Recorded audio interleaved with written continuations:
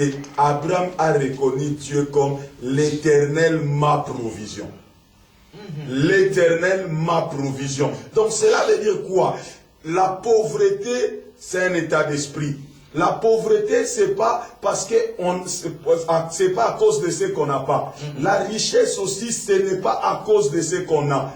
Parce que la pauvreté et la richesse, c'est un état d'esprit. Donc cela veut dire, lorsque je sais que je sers Dieu et que j'ai besoin d'argent, je sais que dans mes comptes, Dieu dépose aujourd'hui l'argent pour les besoins d'aujourd'hui. Lorsque demain, j'aurai des besoins en millions, les millions seront là. Lorsque après demain, j'aurai des besoins en milliards, les milliards seront là. Non, je ne suis pas en train de me promener avec l'esprit de cupidité, d'opulence, de luxure, où pour être rassuré, je dois avoir 10 000, 20 000, 30 000 euros dans mon compte. Non. Mais pourquoi j'aurais 10 000, 30 000 dans mon compte pour essayer d'être dans la paix au moment que tout autour de moi, les gens n'ont pas du pain pour manger. Tout autour de moi, des gens n'ont pas de chaussures pour aller se promener. Tout autour de moi, des gens n'arrivent pas à envoyer leurs enfants à l'école. Mais moi, je m'assois chez moi bien, sachant qu'en compte en banque, j'ai 20 millions, j'ai 30 millions. Mais j'ai 30 millions, pourquoi? Le problème, c'est la compréhension qu'on a de l'argent. Pourquoi on a l'argent? L'argent, c'est le pouvoir. Comme je dis, pourquoi on a le pouvoir? On a le pouvoir pour rendre le monde tout autour de lui de soi meilleur. Donc l'argent, on en a besoin. Donc s'il y a des gens qui peuvent nous en donner, on ne les dira pas donner, il vous sera donné, mais si les gens peuvent nous en donner parce qu'ils ont compris que le royaume de Dieu doit avancer avec cet argent-là, qu'ils nous donnent. Lorsqu'on fera du travail, on leur fera du rapport. Regardez, l'argent que vous avez amené dans notre ministère, l'argent que vous avez amené dans notre initiative, a fait ça, ça, ça, ça. Voilà les résultats de votre argent. Donc, ce n'est pas le problème. L'argent qu'on se batte, c'est lorsque c'est pour assouvir les intérêts des hommes, pas les intérêts de Dieu. Oui, on est dans la problématique où les fidèles qui sont pauvres donnent de l'argent et l'homme de Dieu, ce n'est que lui qui s'enrichit, ce n'est que lui qui mange bien, ce n'est que lui qui s'habille bien, pendant que les autres, en tout cas, Dieu ne les bénit pas du tout. Non, pourquoi tout ça? Parce que le problème, c'est que c'est simplement de l'escroquerie. C'est simplement, vraiment, simplement de l'escroquerie. Parce que lorsque vous regardez, la Bible dit, donnez, il vous sera donné.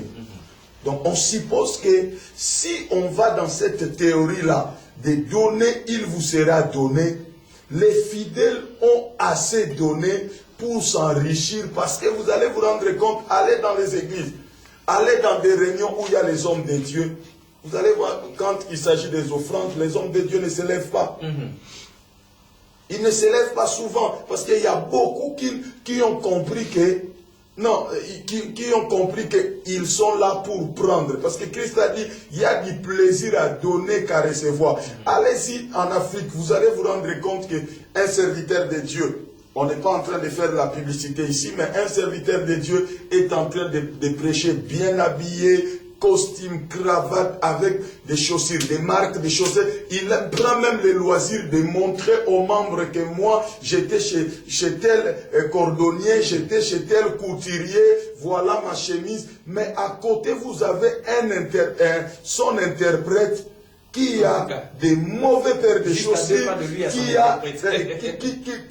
on ne sait même pas si ce frère-là a mangé le matin avant de venir à l'église, mais il a à côté de lui, celui qui le fait travailler, c'est un homme opulent, luxueux, qui roule, où on voit sous la pluie, un homme de Dieu est en train de passer dans sa voiture, il voit les membres de son église qui sont allés, ils sont en train d'aller à l'église au même endroit que lui, mais il les salue de loin, il est même facile, on se voit à l'église, mais il est seul dans la voiture. Mais il a reçu le pouvoir. C'est pour rendre la vie de ces gens-là meilleure. Il les laisse sous la pluie, mais ils vont se revoir dans l'église. Le problème, c'est qu'est-ce qu'on a compris de l'argent? L'argent, c'est le pouvoir. Donc, quand Christ l'a identifié comme Dieu, il a identifié l'argent comme maman, une divinité. Donc, l'argent, c'est le pouvoir. Alors, si l'homme comprend pourquoi il a reçu le pouvoir, même si on met devant lui des millions et des millions, des milliards en euros, ça ne bouge pas son cœur. Il saura que non, Dieu me donne pour que les gens tout autour de moi deviennent. Il ne se bat pas. L'homme de Dieu, vous êtes magnifique sur ce point-là. On aurait bien voulu, mesdames et messieurs, rester encore là seulement. Le temps est très court pour nous. Il y a des tas de questions que vous avez posées. Donc, on est bien obligé de couper rapidement et de passer à autre chose. L'homme de Dieu, aujourd'hui, maintenant, là, nous avons un peu mis de côté nos questions et les questions de ceux que vous suivez. Mais aujourd'hui, il y a, lors de la dernière journée de votre séminaire, vous avez parlé de cette grande problématique, la problématique d'écouter Dieu. Et vous avez dit que le problème actuel de l'Église, c'est d'écouter Dieu comme il faut. Qu'est-ce que vous aviez l'intention de nous dire là? Aujourd'hui sur la terre, dans les choses que Dieu est en train, dans la nouvelle chose que Dieu est en train de faire sur la terre, il a donné à la capacité à l'Église et aux hommes de Dieu de redéfinir certains principes de l'Église qui ont été mal communiqués et qui empêchent les gens d'avancer. Lorsqu'on parle d'écouter, écouter Dieu, c'est entendre et obéir. Donc, lorsqu'on a entendu et qu'on n'a pas obéi, on ne peut pas prétendre écouter Dieu. Donc, ce que les hommes de Dieu ou ce que les enfants de Dieu appellent aujourd'hui écouter Dieu doit être dit: j'ai entendu la voix de Dieu. Mais lorsque Dieu parle, Dieu attend l'obéissance. Et puis, les problématiques d'écouter Dieu aujourd'hui a amené dans l'église des superstars, les gens qu'on appelle des prophètes, qui se positionnent comme des superstars. On n'en a pas besoin parce que l'homme dans son essence a été créé prophétique. L'homme, quand Dieu a créé Adam, quand il a fini tout, la chose d'après que Dieu a fait, la Bible dit, Dieu lui parla. Donc Dieu a parlé à l'homme. Donc tout être humain,